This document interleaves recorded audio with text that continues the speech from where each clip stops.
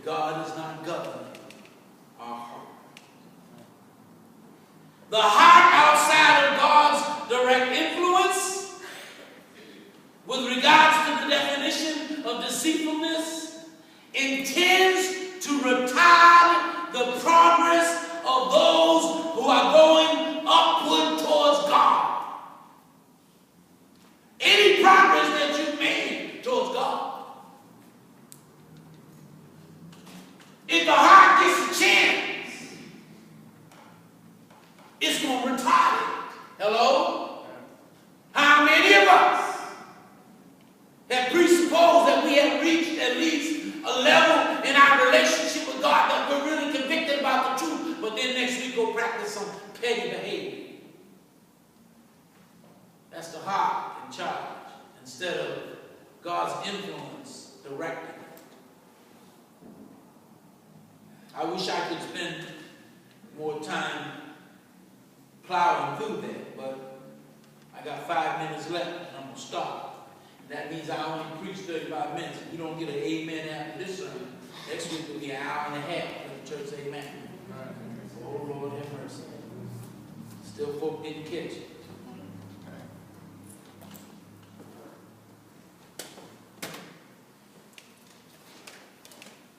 So the heart outside of God's direct influence, listen to me, intends to retard the progress of those who are going upward towards God. Now please keep in mind, God don't want you wrestling with your heart, because that's an activity of futility. Well, I'm going to get my heart right with God. No, that's not what you're going to do. If you do that, wrestling, if you will, wrestling with the heart instead of submitting to God leads to endless frustration and demolition. I'm going to be Superman. Da, da, da, da. I'm going to fix my heart so that I am right with God. No, you ain't, Mr. or Mrs. Superman. You just going to make more mess of yourself. The cure-all, James chapter 4. Draw near to God, submit to God, and He will draw near to you. You know what it takes to keep your heart on track. A closeness of God to you.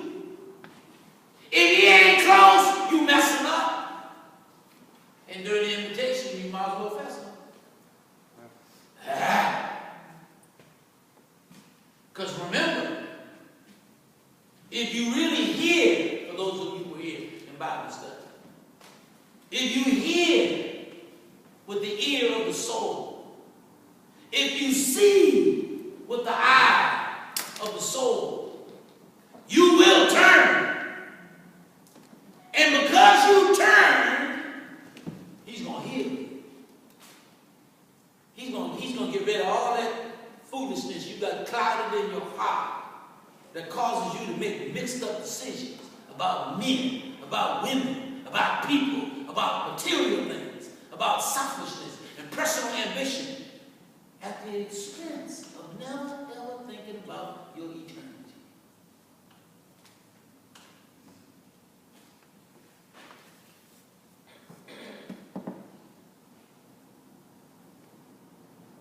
You see, wrestling.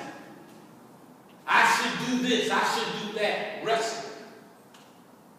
I shouldn't do this and I shouldn't do that. Wrestling. Wrestling leaves God out of the picture. Wrestling leaves God out of the picture. Because you have taken a responsibility upon yourself that you cannot handle to correct the condition of your heart. Once we committed our first sin, the heart became defiled. And now it needs to be under new permanent management.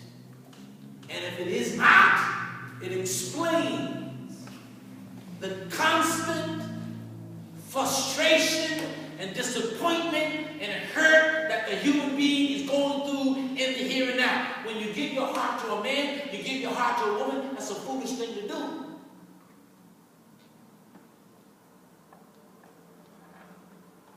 Oh, y'all looking all waiting for the answer on that one, huh?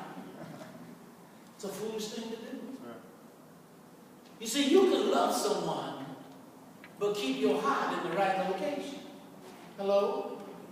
What location is that? In God's hand. If that person you love contradicts God's will, words, and ways, because God has your heart, hello? Somebody gonna have to straighten up.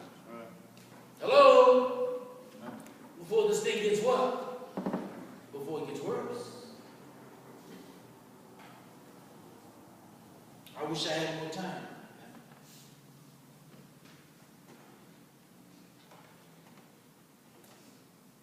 Further, in wrapping this up, all this suggests that by giving our heart to God,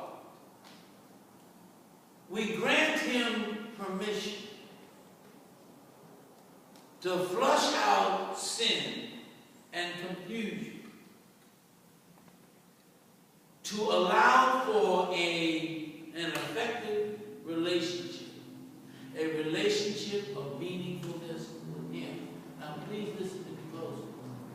If you're a Christian, if you don't have an effective, meaningful relationship with God, you ain't having one with nobody. That's right. Nobody. You ain't going to have one with your husband, with your wife, with your kids, with your neighbors. You ain't going to have one. Period.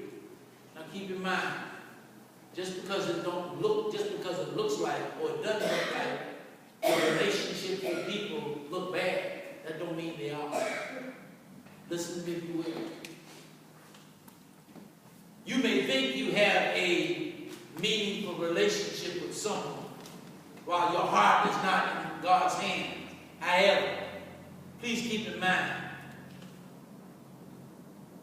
you will never, ever, ever reach your potential in relationship with Him until God is in possession of your heart. Therefore, you will never be fulfilled. You will always be agitated with the ones who claim to love you. You will always be unhappy, ungrateful, agitated, triggered, because somehow you're not experiencing what you need to experience. Until you give your heart to God and have a relationship with Him that is based upon meaningfulness. Listen to me closely. Do you think in your right mind that you're going to have a great relationship with somebody else? Do you think your needs are going to be met? Yeah, some people get their needs met in relationships by manipulating and using them, but that ain't going to last long. Hello? Sister Slide, Sister Slick, Brother Slide, and Brother Slick in a relationship, manipulating somebody. Okay, you go on with your manipulation stuff. It ain't going to last long. And the only reason why it still lasts is because God is trying to give you the right opportunity to get this thing together before it's too late. Please keep that in mind. Now, without this conversion of the heart, verse number 11 says, nothing can replace trusting in God. Nothing can replace trusting in God. Look at all the rich people in this world who have a whole lot of things, but who are as miserable as they possibly can be. Who are engaged in self-destructive behavior every single day, who are contradicting the values of their youth, who are bringing guilt and shame into their lives on a regular basis, just because their heart is out of control. The ultimate disaster for Israel,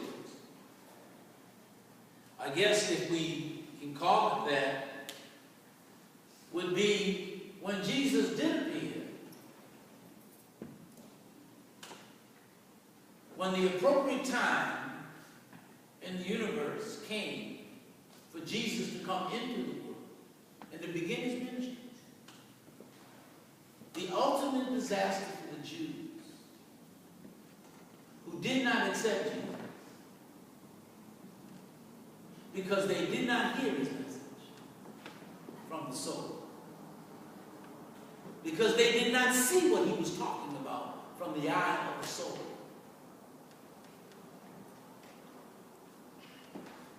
Was they missed out on salvation. That's the ultimate disaster. Now, if Jeremiah's message has any value for us today, then we should realize that the same thing can happen to us. The same thing can happen. Now, it should not be a part of our disposition. It not should be a part of our anxiety. I like that guy that was getting ready to become saved. He told the Church of Christ preacher, he said, well, listen, I want to get saved and I want to obey the truth. But I don't see hell the way you see it, he told the preacher. And the preacher said, well, that's okay. You ain't going there anyhow, so we ain't going to worry about that. And then listen to me closely. We ain't trying to go to hell. We ain't trying to die and lose our soul. So let's not be preoccupied with that. Let's focus on daily making sure that our heart is directed by God. If you're here today, you're not a Christian, you're not a child of God. You have not obeyed the gospel of Jesus Christ for which your heart desires. I urge you then